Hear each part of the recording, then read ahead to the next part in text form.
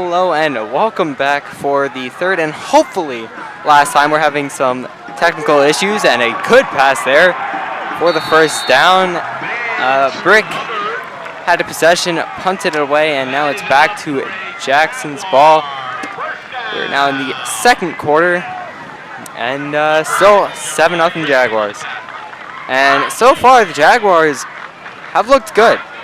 They've had a couple of drives with some first downs. Of course, that quick two-play 40-yard touchdown drive. And they're looking to repeat it again now from their own 42. Motion to the side. Ty Man gonna elect to keep it himself. Gonna truck forward and able to get good 5 yards there. Something good about both these quarterbacks, both Ty Man and Connor Dletz, is both 6'1", Ty Man 190, and that's just good build for a quarterback. You know, able to run over someone if they need to, big enough to see over the offensive line, and especially if they have some quickness and elusiveness to them, do a really good job of just making guys miss. And if your quarterback is a running threat, it just makes everything harder for the defense. 3 in the backfield and around. Ty Man gonna elect to keep it himself again, go up the middle, and he's gonna get the first, I believe. And that'll be first down, Jaguars.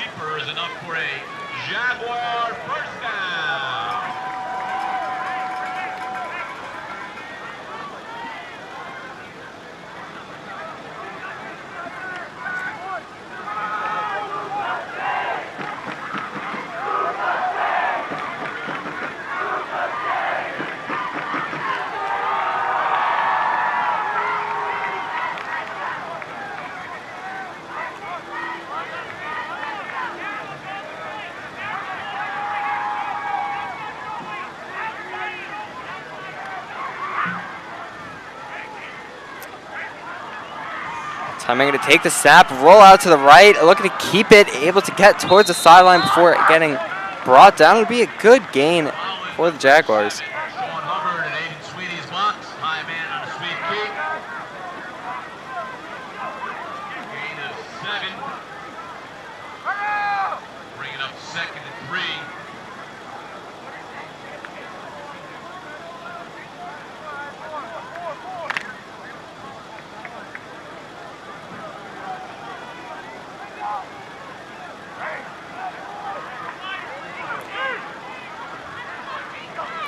Another motion in the backfield. Ty Man going to go to a quick jet sweep. That'll be Albert and D'Alessandro on the carry.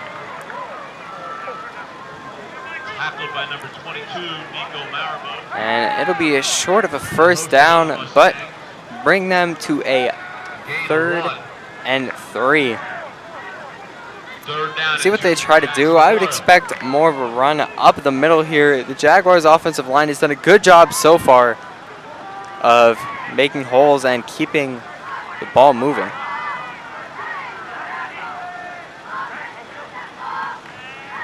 As Ty Man will keep it, run up the middle, finds a little bit of room, able to make a move, pick himself up a good yard mark on there, and that'll be another first down for the Jaguars. They're driving down the field now to the 25, knocking on the door of the red zone.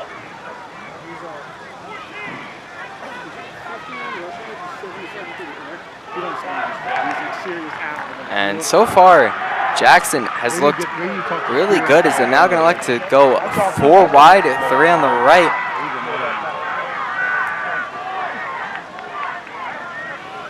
The snap, drops back, looks left, throws left. It'll be a short pass, a missed tackle, will find his way down the sideline and into the end zone for a touchdown.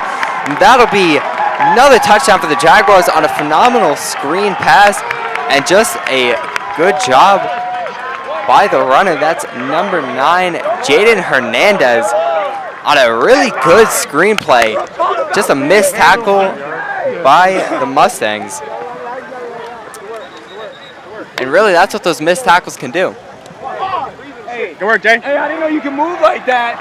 I didn't know you can run like that. And really just a good play call. Put 3 receivers on the right. try to drag their attention over there and then show a quick screen to the other side in one-on-one, and that's generally the rule for screens. If you get a one-on-one situation, you got to trust your receiver that he's going to make a man miss and get in for a touchdown. And that's two big plays by the Jaguars getting to the end zone, a 40-yard touchdown pass and a 25-yard.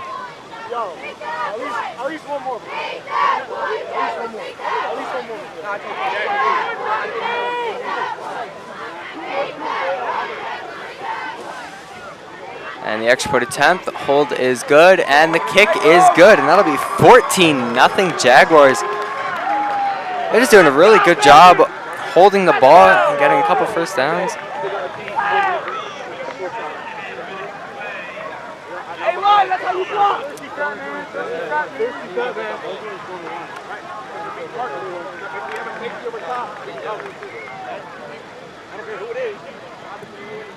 And really, Jackson Memorial just looking great so far. Defense is held up there under the bargain, allowing only 3 first downs so far. And that's what you want to see out of your defense. Not much allowed in the running game, and a couple of missed opportunities by the Mustangs on some deep shots. A couple slightly overthrown, but Memorial playing a little bit more small ball, trying to get quicker gains, and it's working out for him.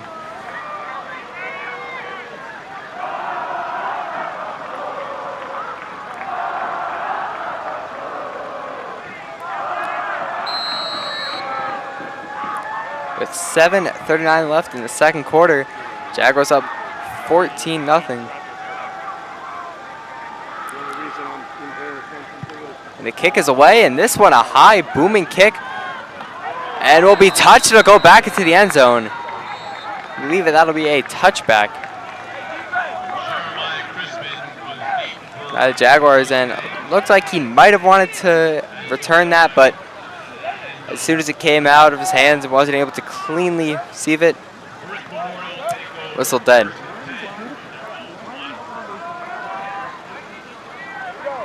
That'll be a 1st and 10 from their own 20 for the Mustangs.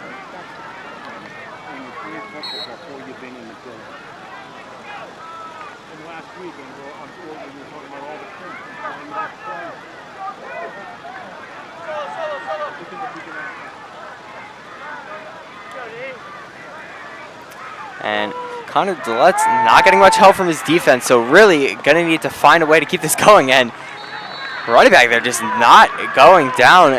Good strong run to the outside, able to pick up a few yards, and you know it's good when it takes multiple guys to bring him down.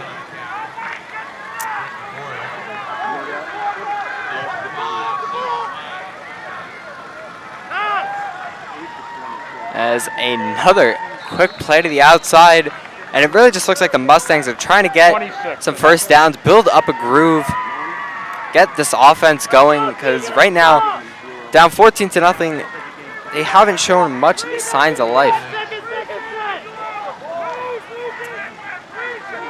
It'll be 3rd and 2 now. And timeout by the Jaguars. 6:42 left in the half, and don't blame them for taking time out. They really need to get something going on this drive. Really need this first down. 3rd and 2, and most of the time you would think just run it short, try to run it up the middle, but Memorial has shown no signs of running up the middle being something they're going to be able to do.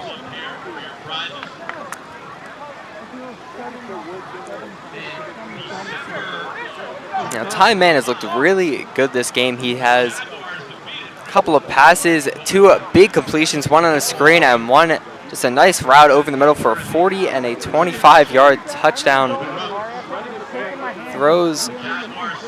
And Jaguars can't really see how this could be going better for them. As Mustangs take the field. 2 receivers wide. Nobody in the backfield. So it's going for some motion beforehand. Quarterback's going to keep it. Fools the defense, able to make a cut, get up the middle, get the first, and then some. Makes a move down the right sideline and finally gets brought down. Phenomenal tackle by number 13. Just a good job getting up the sideline and stopping that from being an even bigger play than it was. And really a good play call by the Mustangs. Great read by the quarterback, keeping it. And some good cuts up the middle to get extra yards after the first down. And that'll move the ball to the 47.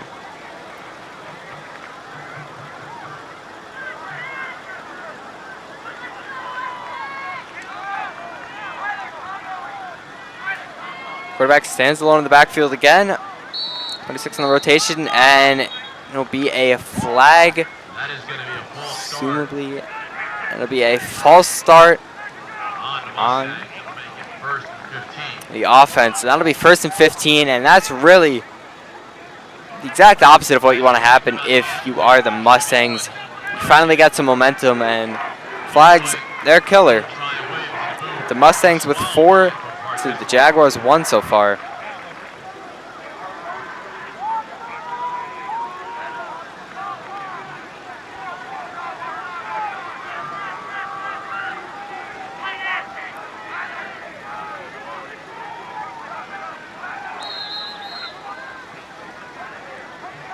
Timeout taken by the Jaguars. And another timeout for the Jaguars. Coach is obviously seeing something they don't like.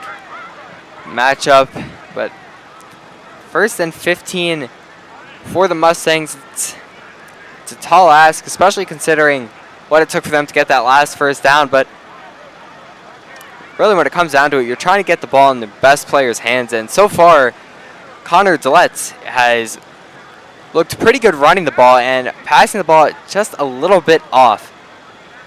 We'll see what they decide to stick with. The running game has been okay, can get you a few yards, and they really need to try to crack that open, try to open up one to open up the other, because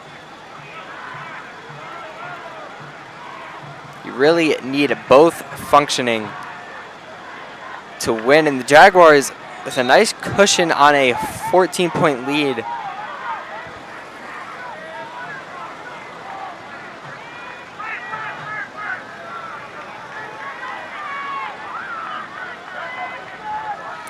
Jaguars take the field.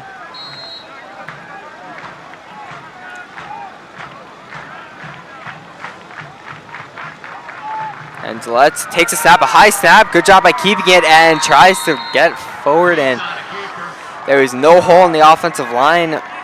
Able to get maybe a yard on that. And it'll bring up a 2nd and 15. Not much there.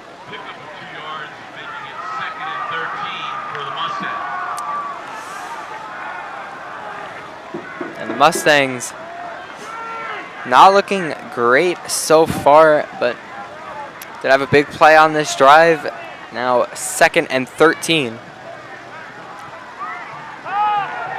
And he'll roll out to the side, throw deep, and dropped. It was a rough throw, a little bit behind, and just a play not quite able to haul it in, but it's a good attempt. And that'll bring up 3rd and 13. Big play here for the Mustangs.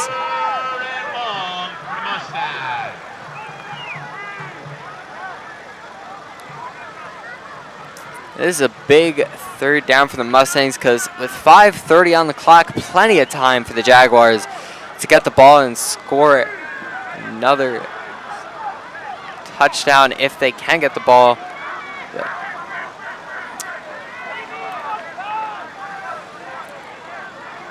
once again, only one in the backfield. Dillette. That'll be a timeout for the Mustangs. And once again, really showing how impactful this down is for the Mustangs. They need to put points on the board fast and really not let this game slip away from them, because going into the half with at least some points could be huge for a team.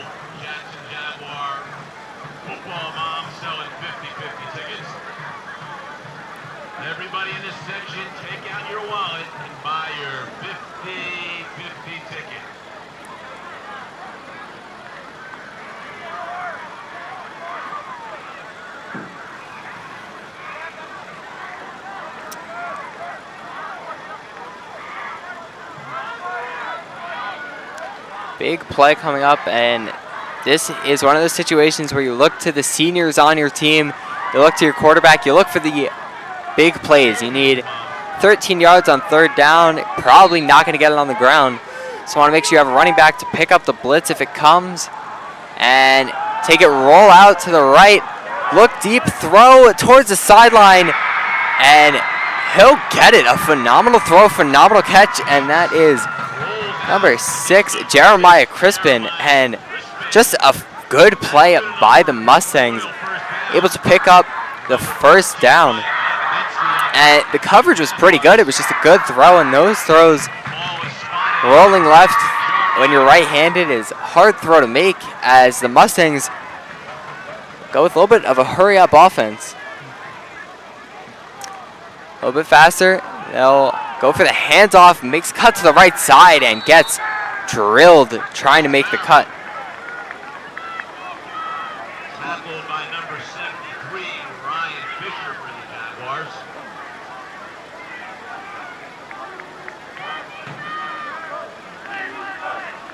Maybe a gain of 1. 2nd and 9. And it will be a 2nd and 9. They'll do a quarterback keeper. He's able to get forward and once again just get swarmed by the Jaguars. That was Deeds on the carry. Big hit from number 6, Albert D'Alessandro. And Albert D'Alessandro, just a big presence on that defense, on that line, from that corner position, just doing a good job getting up and making the tackle.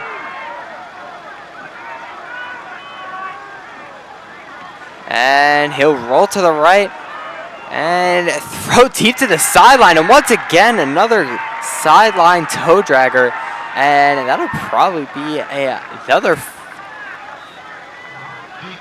And they'll mark that as a first down. That's enough for a quick memorial first down.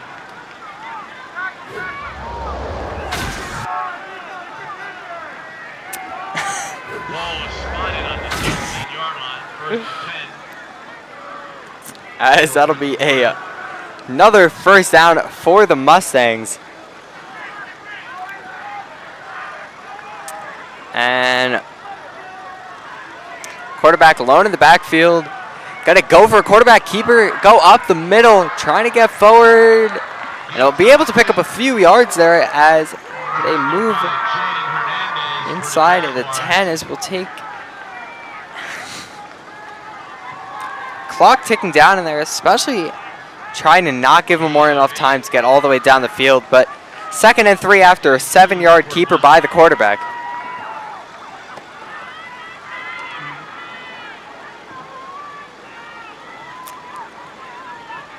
And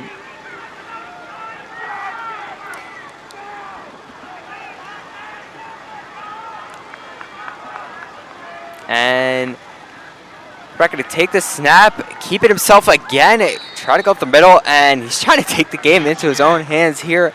Don't blame him. Clock continues to tick down. And once again, just another run up the middle. Will be a pickup of 2, bring them to 3rd and 1. 3rd and a short yard for the Mustangs.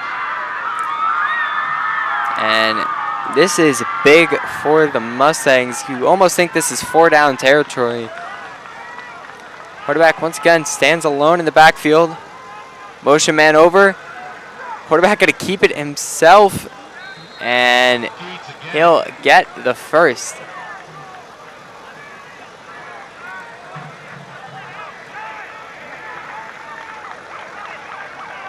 enough for a first down.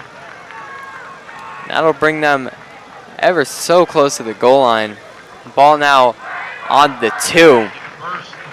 And if the Jaguars are able to stop him here, it'd be huge. But the Mustangs really looking to find a way to punch it in.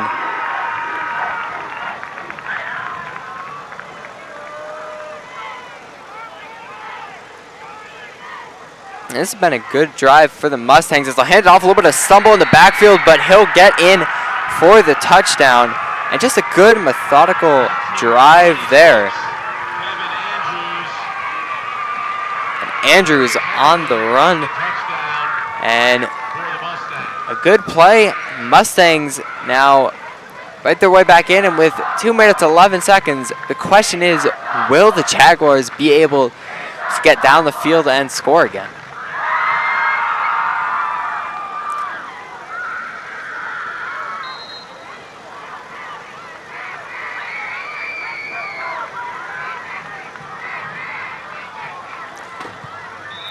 And the extra point attempt is up and good. That'll bring it to 7-14, Jaguars in the lead. And doing the kicking duties as well, makes his extra point. And with 2 minutes and 11 seconds left in the first half. And this is something they practice all the time, these 2-minute drills, some hurry-up offense. Jaguars only with 1 timeout remaining, and that'll be big, especially with how the Jaguars have been moving the ball. It's been a lot of big plays, and we'll see if they can continue to do it. Once again, And it comes down to time man. this answer on December 5th, 2005, in the Central Jersey Group 4 championship game. And so far, pretty clean game by the Jaguars. Only 1 penalty, no turnovers by either team. 2 fumbles by the Mustangs, both recovered. For championship. Who was the Jaguar quarterback? But the Mustangs, decent job at damage control, keeping it to a 7-point lead. We need the quarterback and the person who received and made an outstanding catch that day. Give the Jaguars a championship. We have some red after the Jaguar plastic comes up.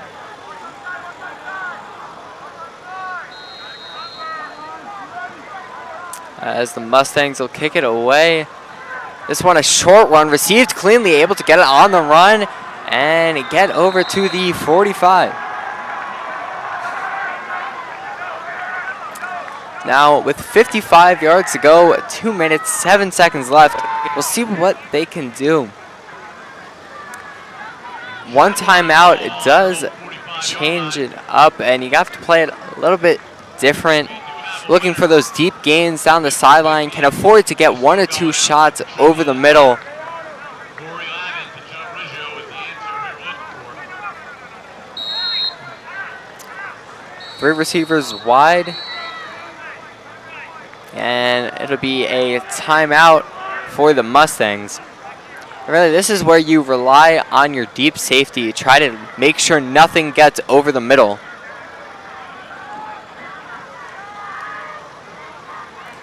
You don't want to allow anything deep, and that's really the safety's job. Just Their second timeout. be at that last line of defense to make sure nothing gets to the goal line. But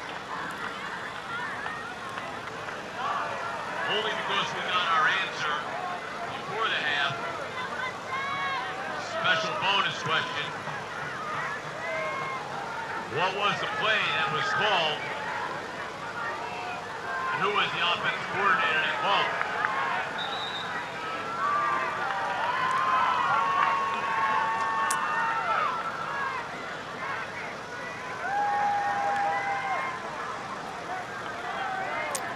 the Jaguars take the field.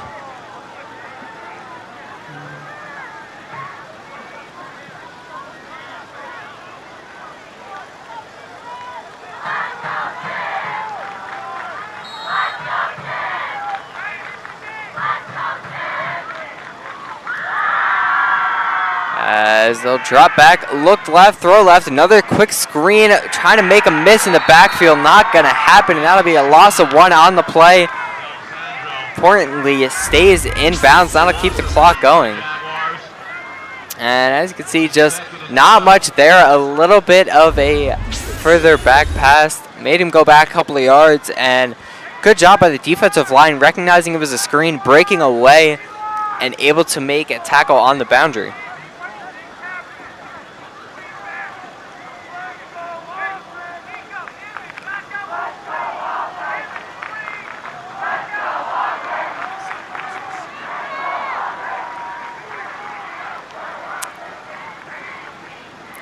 As time out of drop back again, Looking left, throwing deep, and a phenomenal play by corner number 8, Connor Dletz. Who's also the quarterback. Just a great play, able to break up the pass.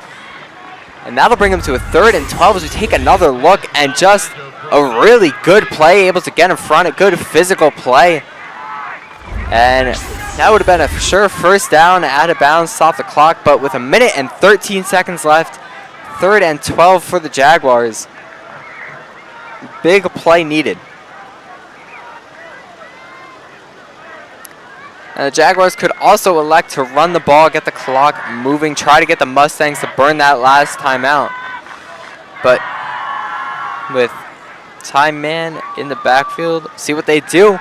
Drops back, looks deep, throws over the middle, that'll be intercepted. Now coming to the close side and finally gets brought down past the 40.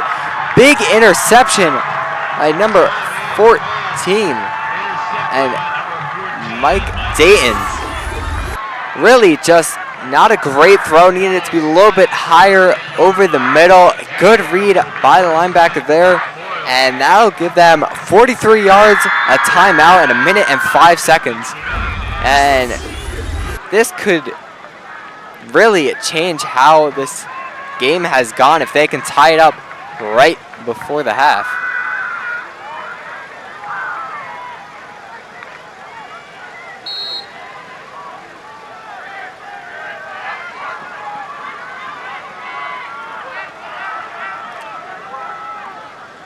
As Connor Dletz will stand alone in the backfield. 5 wide, take the snap, look, throw a short screen pass, and that throw just a little bit off target. Deeds pass to Whitaker is incomplete.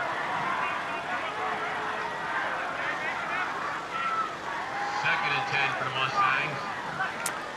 Bring up 2nd and 10 for the Mustangs. Really a short field to work with.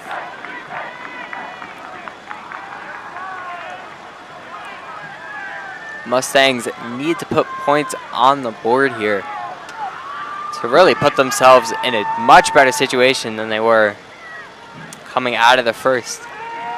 So roll to the right, pressure coming in. He'll take a quick throw and tipped out of bounds. Good play by the defense, making sure if he was going to catch it, it was going to be a hard catch. Good effort by Jeremiah Crispin. And that'll bring up 3rd and 10. And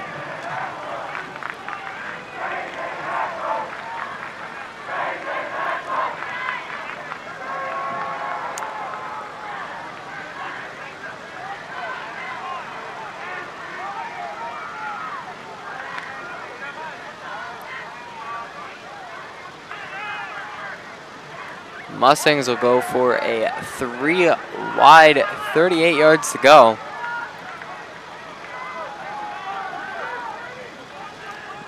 Makes a snap, will keep it himself on a play action, gets drilled, gets the throws off and a little bit too far, and took a big hit there on the throw. And that'll bring up a 4th down. Sean Hubbard applying pressure for the Jaguars. And Sean Hubbard, really good pressure, and that defensive line, a couple of them threw in that throw a little bit far, but ton of pressure in their face.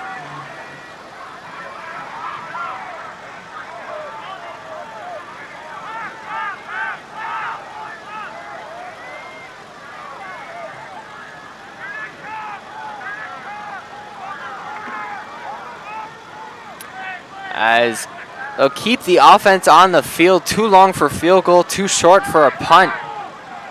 Try to even this game up. It's a bold call, but give him credit. They'll hand it off to an end around, do a reverse, points him deep, and he's just going to elect to keep the ball, get down the sideline, and he'll get the first and out of bounds. Not how they drew that up, but it works for the Mustangs. But there's a flag on the play. And that could be costly, as we see a good end around, and normally the quarterback leaks free for the pass. He signals him deep and just able to get away. and gets up the sideline. A good block by the quarterback and able to get the first, but we'll see what the penalty is.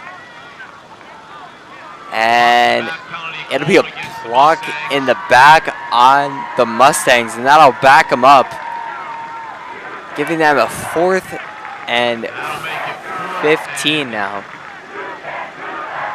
16 yards. And that'll really dampers what was a pretty good play.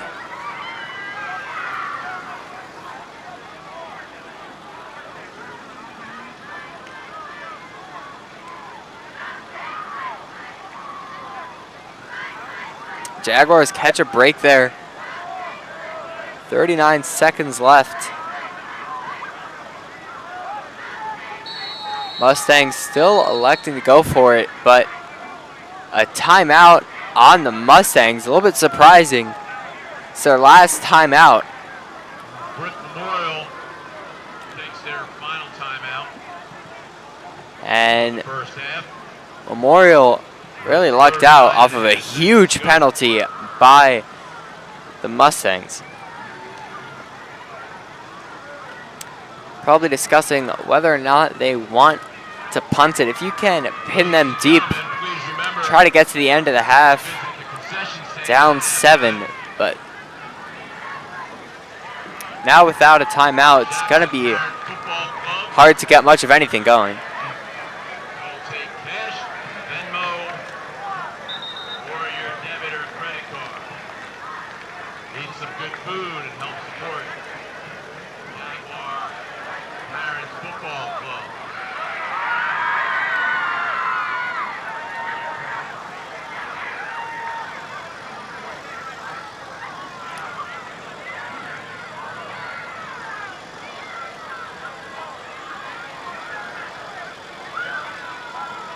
As it seems like the Mustangs will punt it away.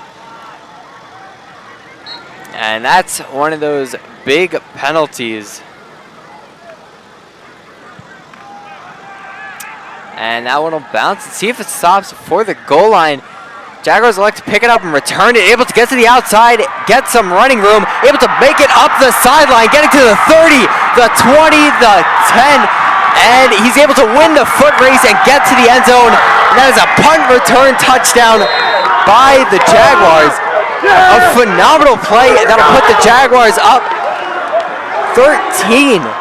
And truly an incredible play. That'll be Albert D'Alessandro. And was surprised he picked up the punt from his own 8. That's a 92-yard return.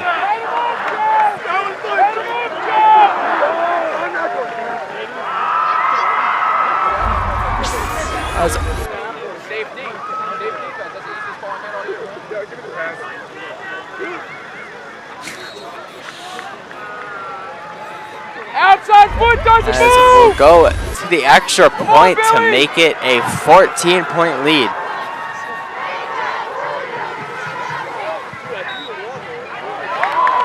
And the kick is good, and that is worst nightmare for the Mustangs. And that'll be a 21-7 lead for the Jaguars. And really a great play. Was able to just get it and make a couple of men miss, get to the sideline, and they're just pure speed.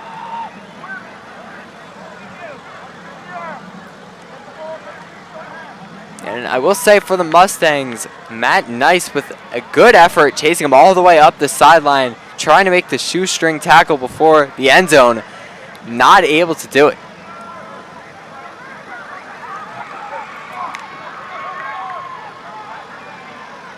Jackson residents, please remember and help support your Jackson PBA. Their annual pig roast is Saturday. As the Jaguars will kick it off, and I'd imagine this is going to be a short kick. Don't want to allow any return yards with 18 seconds left. Let the Mustangs run the ball once and get to the half for the Jaguars.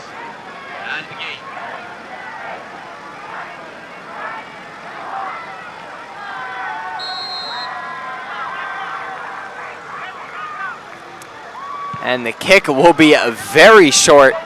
And it will be muffed but picked up by the running back. Able to make a move to the side, able to find the sideline, make his way down and gets brought down. And that was almost worst nightmare for the Jaguars as he was able to get to the sideline. And that'll bring it to the 48, and that's Kevin Andrews on the return. And once again, it was a short kick, muffed by 81, but finally gets the ball, able to make a good move, a couple of good blocks, get to the sideline, and thought he had an edge, and he had one, but a good play by the kicker, able to keep him from going. Gets brought down through the field, force him inside. For the Jaguars able to make the tackle as he'll drop back, receivers going deep, and he'll just throw that one away. Try to get one more chance, but a hit on the quarterback. Good pressure from Memorial, 2.5 seconds left. Probably take one more shot, end zone or bust.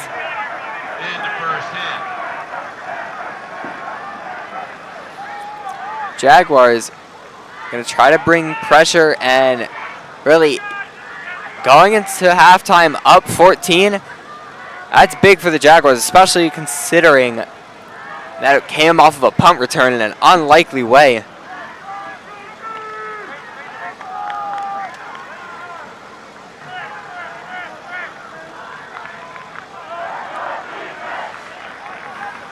Multiple receivers wide, defense all the way back. Allow something short, but don't let him go deep. Quick pressure, they'll go for a screen pass. Try to cut over the middle, will make a move to the outside and gets brought down. Good tackle by Tyman, and that'll bring us to the end of the first half. Jackson Memorial up 21-7. Good half for the Jaguars. The Mustangs, a few missed opportunities, untimely penalties, as they'll try to come back in this second half.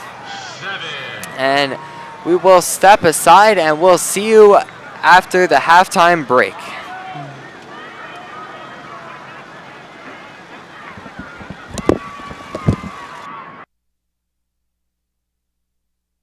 Many may look at a scene like this and worry that the forest is in danger, but in reality, that could not be farther from the truth. Controlled burns, also known as prescribed burns, are safe, valuable to the ecosystem, and provide students with ample opportunity to learn more about the world around them by stepping outside of the classroom and experiencing it for themselves. The whole idea behind controlled burns, they're also called prescribed fire, is to reduce the buildup of the forest vegetation that's very flammable. This low intensity fire is removing the fuel that is potential fuel for a future wildfire. Usually it's a one-day thing. My burns are all one day. They may be 2 or 3 hours, or they can be as long as 14 or 16 hours. But all the burning I try to do is done in one operational period in one day. The wildfire is in the news almost every day, certainly in the summer months. There's a lot of talk about that. I thought that this is a program where students can get firsthand knowledge about prescribed burns. They can understand fire as a resource, also fire as a detriment. And the truth is, we're going to need people in those fields as we move forward. And I thought this was an excellent opportunity for folks to get their hands dirty, so to speak. So they actually light the fire with a drip torch, and we will have additional firefighters here to help us. We will have engines here, but basically we use the terrain, we use the natural features like this trail behind us, that we use it to help us contain the fire, and we'll take advantage of the wind directions, and we control the fire. It's just a tremendous opportunity for a lot of reasons for our students. Number one, obviously they're learning about the importance of doing a controlled burn, how it can help with forest fires and that have happened throughout our state in the last couple of years, and doing things like this can really help. So it's really a tremendous learning opportunity for our students to see how the ecosystem can change from fires and things like that. There could be lots of challenges. One of the ones would be smoke. Where does the smoke go? Does the smoke impact anybody's home? So we definitely want to manage the smoke, watch the smoke. We also have to monitor the weather if there's any changes in the weather. For example, there's a wind direction change where we're planning on burning with a west wind, and then maybe the wind shifts from the east. We always monitor the weather and are constantly tracking it to make sure there are no changes, because we don't want any surprises. The opportunity is incredibly beneficial because anytime a student can get out of the classroom, it's a positive.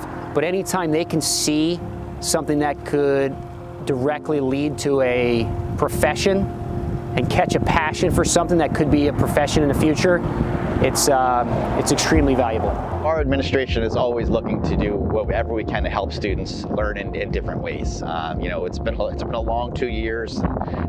Kids really need to be getting back to what we used to do, and that was getting into the fields, learning outside the classroom, problem-based learning, project-based learning. Those are things that we really were making a strong push on and had to take a back seat over the last couple of years. And this is kind of the beginning of getting back to some of those most important things that we can do for our students, which is have them experience things firsthand and live through experiences, not just learn about them in the textbook. Controlled burns are essential to the prevention of wildfires, as they eliminate the fuel that significantly increases the chances of a fire occurring.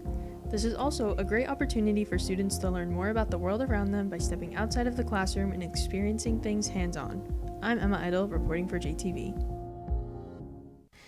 Since 2019, Jackson Liberty High School has partnered with the Jackson Fire Department and the Forest Resource Education Center to spread awareness about the importance of controlled burns. The students in Mrs. Russo's Authentic Science Research class, in partnership with DNA Learning Center in Brooklyn, New York, and Dr. Dash from Hampton University, have used this opportunity to test a scientific question.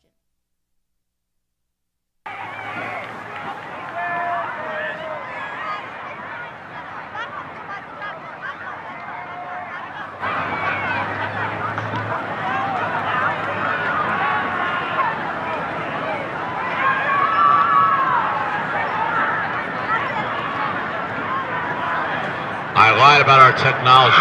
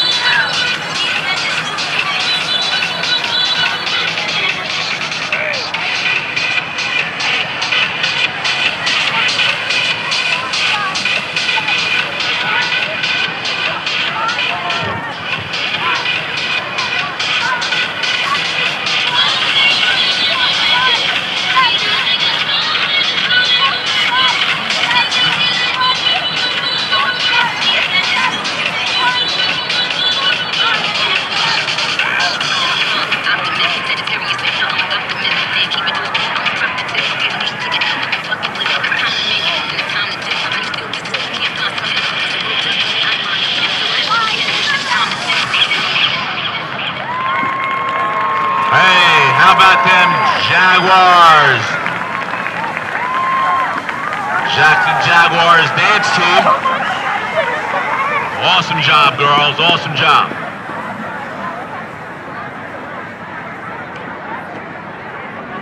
Opportunities for students to do hands-on work. And so we kind of brainstormed about the idea of making that our field site, the place where we're going to collect our data and learn how to actually do science. So that kind of happened, and together we kind of came up with an idea. How is it that a controlled burn might actually impact the living things in that ecosystem? And so it's been a full year so far, and we've been collecting data from that site, and we've been able to bring more and more students into the science research class, and that's kind of how it all came to be. The educational value of this project is not only do we get to go out and study ants and go out and do like actual field work, but other classes such as like the environmental science class, they also get to do stuff. A lot of our biology classes, our AP biology, our chemistry classes, they've been studying the effects from year to year on the soil, insect life, bug life that has happened in areas that were burned and areas that were not burned. So it's really a tremendous learning opportunity for our students to see how the ecosystem can change from fires and things like that. Truthfully, that was kind of a research question that we wanted to explore. From our understanding of prescribed and controlled burns, they're a part of our world. As we know, there's wildfires that are really taking such an impact on our world. And through controlled burns, which are necessary, we're able to prevent major uncontrolled wildfires. But the thing is, even though these controlled burns are good for the environment in a lot of ways by preventing these massive wildfires, what are they really doing to that ecosystem? I guess what are those immediate impacts of the burn? So really that's kind of what we wanted to know. So for our project, we're actually looking at the living things where their environment was being burned and comparing that to the environment of an area of land that was not burned. And I have to tell you, what we found so far is that the controlled burn does not have a major impact on the environment, meaning that it's a really good thing. What we're doing is helping prevent major wildfires, while at the same time we are not disturbing the actual ecosystems or the living things that are there. So it's been a wonderful lesson in both fire prevention and also in science. The opportunity is incredibly beneficial because anytime a student can get out of the classroom, it's a positive. But anytime they can see something that could directly lead to a profession and catch a passion for something that could be a profession in the future, it's extremely valuable. So this is a really important project because science is something that is not supposed to just happen in a classroom. It's not just reading a textbook and learning about science, and it's not something that should be limited to just a certain group of people. It's something that everyone should be involved in because science is part of our world. So to be out there and thinking about ways to improve our world through science is really why this project is so important.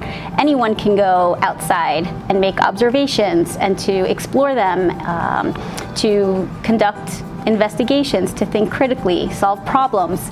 All of these things are really necessary to make our world a better place, and I think that's why this is such an important project.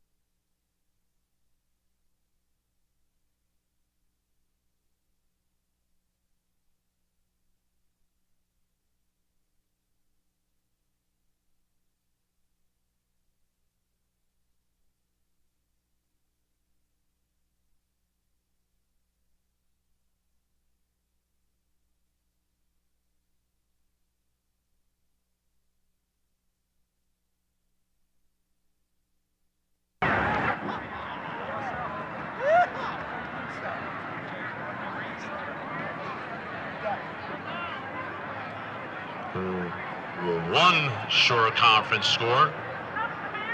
Ocean currently leads Homedale 7-0.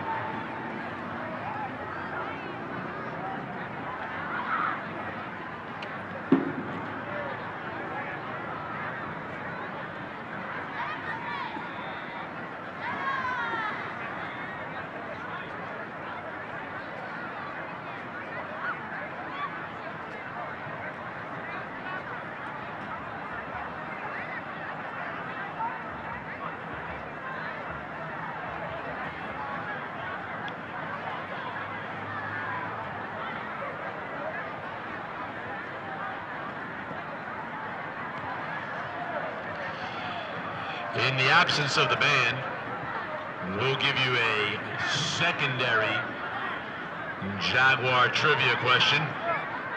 The red plastic cups, there's a plenty of them. Ladies and gentlemen, what Jaguar player holds the record for most career interceptions? Jaguar player that holds the record for the most interceptions in a career.